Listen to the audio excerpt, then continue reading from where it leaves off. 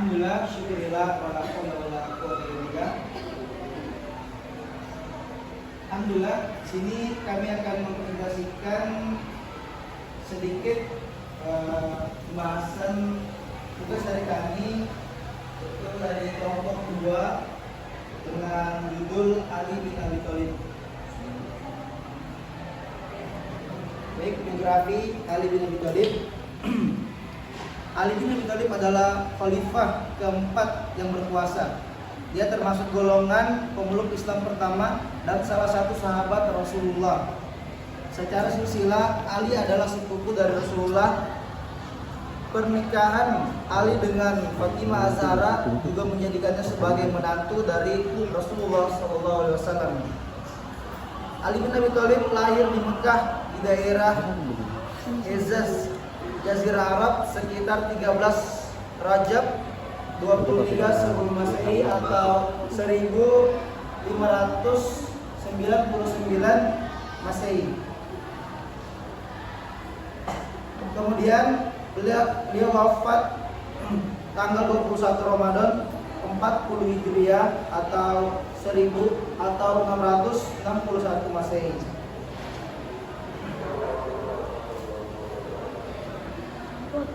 Ali dilahirkan dari ibu yang bernama Fatimah bin Asad, di mana Asad merupakan anak dari Hashim, sehingga menjadikan Ali merupakan keturunan Hashim dari sisi bapak dan ibu. Kelahiran Ali bin Abi Thalib banyak memberi hiburan bagi Nabi SAW karena beliau tidak mempunyai anak laki-laki. Uzur dan fakirnya keluarga Abu Thalib memberikan kesempatan bagi Nabi SAW bersama istri beliau Khadijah untuk mengasuh Ali dan menjadikannya putra angkat. Hal ini sekaligus untuk membalas jasa kepada Abu Thalib yang telah mengasuh Nabi sejak beliau kecil hingga dewasa, sehingga sedari kecil Ali sudah bersama dengan Rasulullah SAW. Sepeninggalan Rasulullah, ia diangkat sebagai khalifah atau pemimpin umat Islam setelah Abu Bakar, Umar, dan Utsman. Ali bersama 3 pendahulunya digolongkan sebagai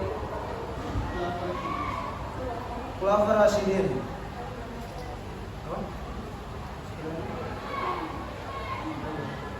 Oke, baik, lanjut pembayatan Ali bin Abi Thalib.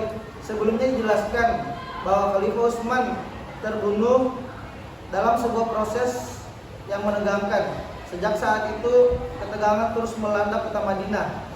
Banyak kelompok pemberontakan yang berkeliaran di sana. Untuk memenangkan keadaan, para pemuda banyak mendesak Ali untuk segera menggantikan Utsman yang didukung oleh ketiga pasukan yang datang dari Mesir. Dari Mesir, Basrah, dan Kufah serta penduduk Madinah. Mulanya Ali menolak. Dia merasa masih banyak sahabat yang lebih dahulu berjuang bersama Nabi Muhammad. Di antaranya mereka adalah Talha bin Ubaidillah dan Sa'ad. Mendengar alasan Ali, kaum muslimin mengajak Talha dan Sa'ad untuk bergabung membaiat Ali bin Abi Thalib sebagai khalifah. Mereka berdua setuju dan terjadilah pembaiatan Ali bin Abi Thalib sebagai khalifah yang keempat yang berlangsung di Masjid Nabawi pada bulan Zulhijjah tahun 35 Hijriah atau 656 Masehi. Sejak saat itu Ali bin Abi Thalib resmi menjadi khalifah dan memimpin selama 4 tahun 9 bulan. Oke, baik, selanjutnya akan disampaikan oleh Aziza. Baik, saya akan menyampaikan materi. Jadi terpilihnya Ali bin Abi Thalib sebagai khalifah didasarkan atas 3 keutamaan. Yang pertama, kesenioran Ali. Yang kedua, keutamaan dan kepatuhannya terhadap hukum Al-Quran dan As-Sunnah. Dan yang ketiga, amalannya yang sungguh-sungguh. Janji-janjinya di dalam khutbah untuk mengharapkan keridhaan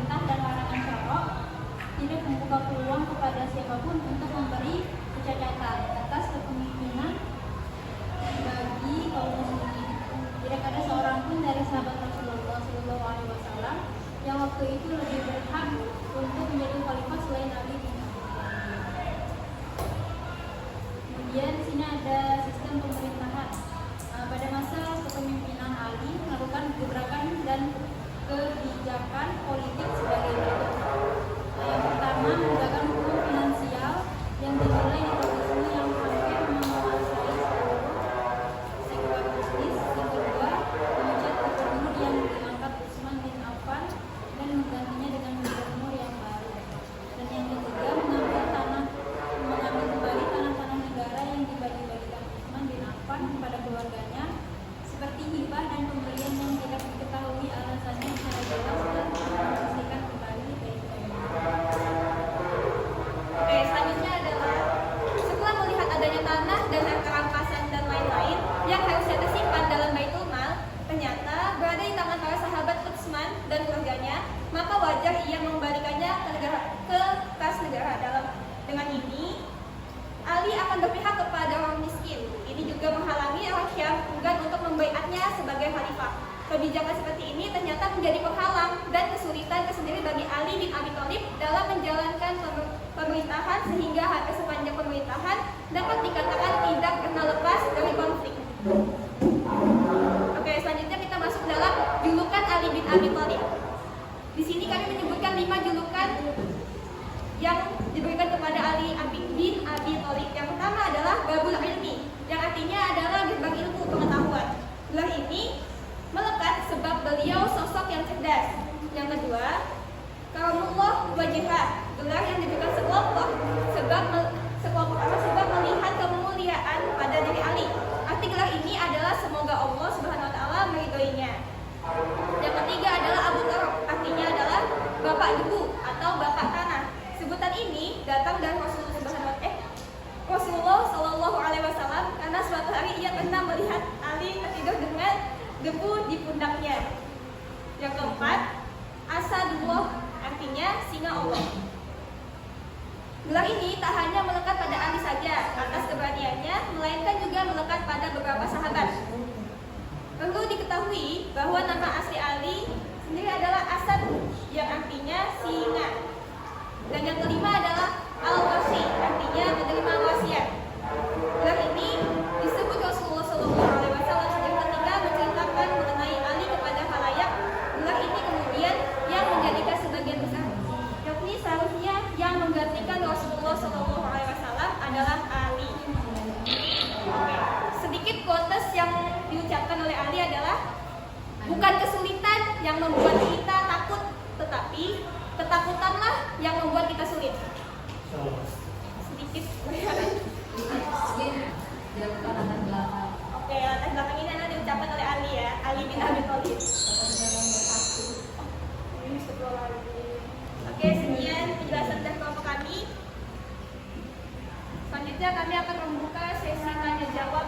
Untuk sesi pertama kami membuka 5 pertanyaan. Ya, silakan. Bismillah.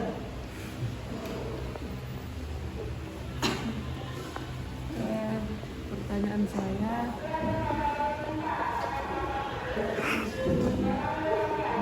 bagaimana Ali mengelola wilayah kehalifahan selama masa pemerintahannya? Jadi bagaimana Ali mengelola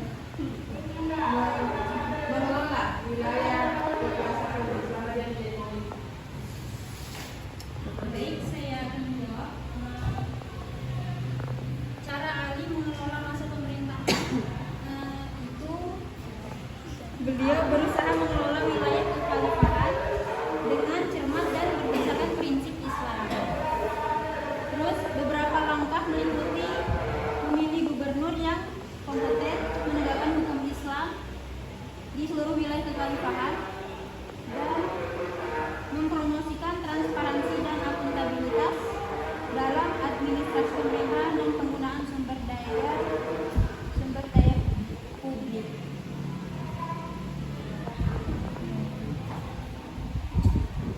Iya, terus.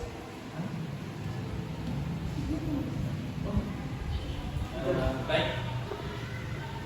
Khalifah Ali bin Abi Thalib kan dikenal sebagai sosok yang cerdas dan mempunyai banyak prestasi.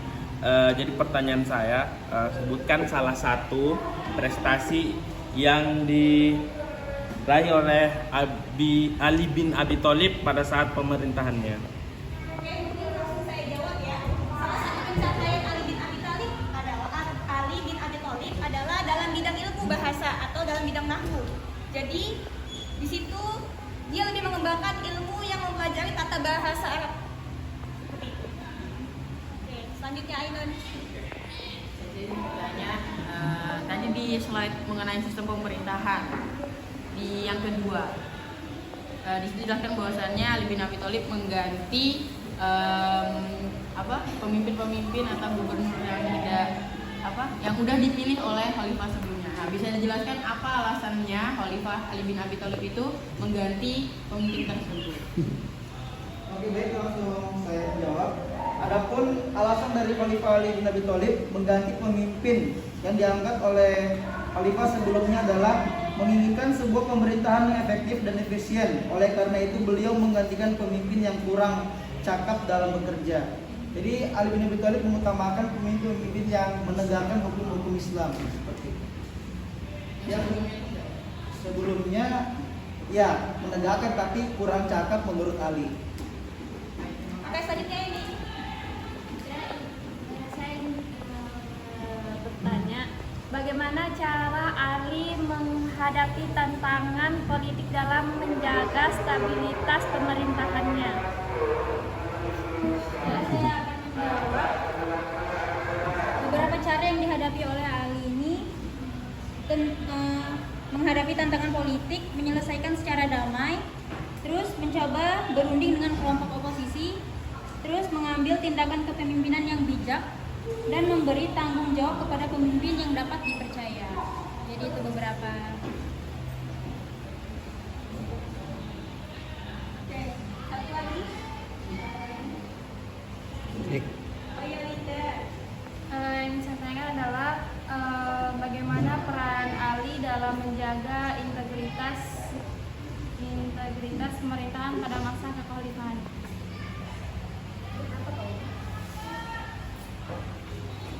Menjaga integritas. Oke, baik, saya akan jawab. Beberapa peran yang diambil oleh Ali yaitu berusaha untuk mendistribusikan sumber daya pemerintah secara adil sehingga tidak ada ketidaksetaraan. Ali memberikan contoh kepemimpinan yang bersih dan jujur. Ali berusaha keras untuk menjaga integritas pemerintahannya karena adanya hambatan politik dan konflik dalam masa pemerintahannya sehingga membuatnya sulit untuk sepenuhnya mencapai tujuan. Walaupun demikian, upaya Ali dalam menjaga integritas pemerintahannya tetap menjadi teladan dalam konteks pemerintahan bersih dan adil. Oke, sesi pertama sudah selesai. Kita buka yang kedua. 5 pertanyaan yang kedua. Saya ingin bertanya, ketika masa kekhalifahan Ali bin Abi Thalib, kebijakan-kebijakan apa saja yang diterapkan Ali bin Abi Thalib pada masa pemerintahannya? Oke, kebijakan apa saja yang dilakukan oleh Ali bin Abi Thalib setelah masa pemerintahannya ya? Yang pertama adalah menegakkan hukum finansial. Yang kedua adalah mengganti gubernur yang diangkat oleh Utsman bin Affan. Yang ketiga adalah mengambil kembali tanah-tanah negara yang dibagi-bagi oleh khalifah sebelumnya. Seperti itu. Sama, lanjut. Nuha. Ini adalah bagaimana Ali bin Abi Thalib memandang pertempuran Siffin dan pertempuran Jamal. Jadi pandangan Ali terhadap dua perang tersebut yaitu mencerminkan keinginannya untuk mencapai kedamaian dan menghindari pertumpahan darah secara sesama muslim. Ia merasa bahwa pertempuran adalah hasil ketidaksepakatan dan ketidakpuasan yang seharusnya bisa diselesaikan. Jadi melalui negosiasi dan perdamaian. Tapi meskipun demikian, konflik ini berlarut dalam sejarah Islam dan mempengaruhi perkembangan perpecahan di kalangan umat Islam.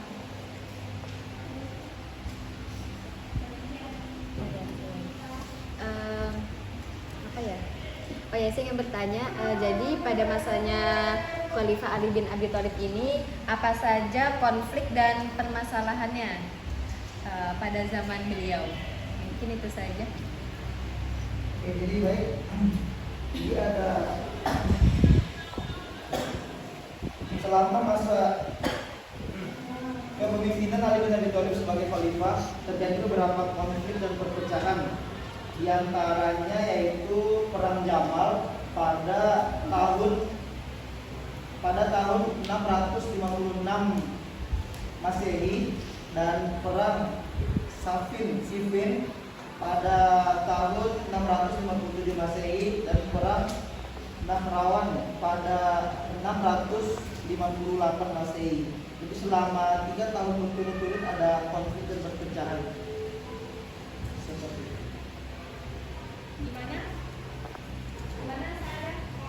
Oh iya, Masya Allah. Oke. 2 pertanyaan lagi.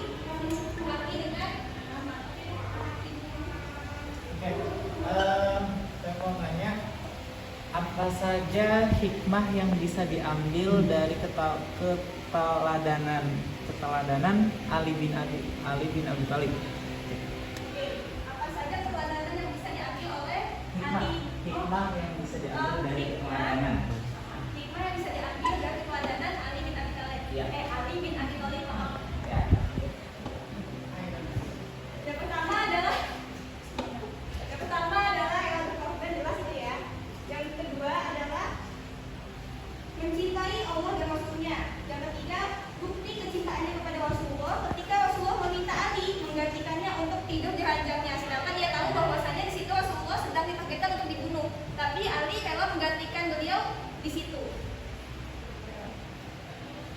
Perhatikan hati. Oke, terima kasih. Lanjut Rahmat.